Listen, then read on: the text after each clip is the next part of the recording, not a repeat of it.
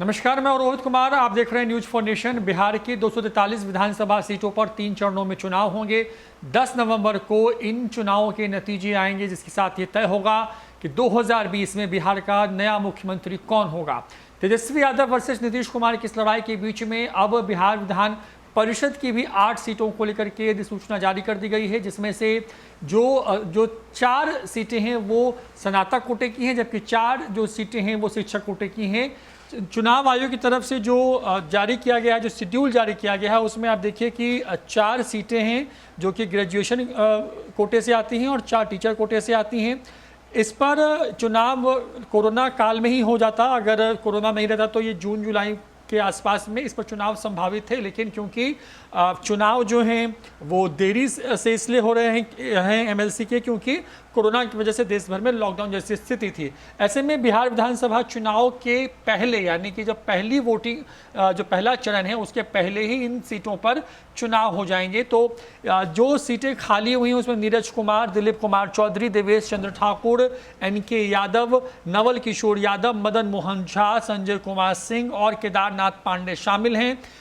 4 सीटें जो ग्रेजुएशन कोटे से यानी कि स्नातक कोटे की हैं उसमें पटना, दरभंगा, तिरहुत और कोसी हैं, जबकि टीचर यानी कि जो शिक्षक कोटे से जो सीटें हैं उसमें पटना, दरभंगा, तिरहुत और सारण शामिल हैं। तो इन सीटों पर जो चुनाव होने हैं, जो 8 कुल विधान परिषद की सीटें हैं, उसकी अगर बात करें तो 28 सितंबर को दिन सोमवार है। इस पर नोटिफिकेशन यानी कि नामांकन की तिथि घोषित कर दी जाएगी। उसके बाद 5 अक्टूबर तक जो है अंतिम दिन है, जिस दिन लोग नॉमिनेशन कर सकते हैं। स्क्रूटनी की जो तारीख है वो 6 अक्टूबर को है। जो अंतिम दिन है जिस दिन कैंडिडेट अपने नाम की वापसी कर सकते हैं वो 8 अक्टूबर है। इसमें 22 अक्टूबर को जो है पोल यानी कि वोटिंग होगा। जो वोटिंग आवर है वो 8 से 5 है, जबकि बिहार विधानसभा के लिए जो टाइम आया है उसमें 7 से 6 का वक्त है, लेकिन इसमें 8 से 5 का है। जो काउंटिंग ऑफ वोट्स है यानी कि जो वोटों की गिनती है वो होगी 12 नवंबर को, जो कि बिहार विधानसभा चुनाव के नतीजों के 2 दिन बाद है, क्योंकि विधानसभा के चुनाव के नतीजे 10 नवंबर को आने हैं, लेकिन परिषद की 8 सीटों के जो नतीजे हैं वो 12 तारीख को आएंगे। हालांकि इसके लिए चुनाव पहले चरण के से पहले हो जाएगा, यानी कि जो 28 अक्टूबर है उस दिन। तो 28 अक्टूबर, 3 नवंबर, 7 नवंबर को बिहार विधानसभा के 243 सीटों के चुनाव हैं 3 चरणों में।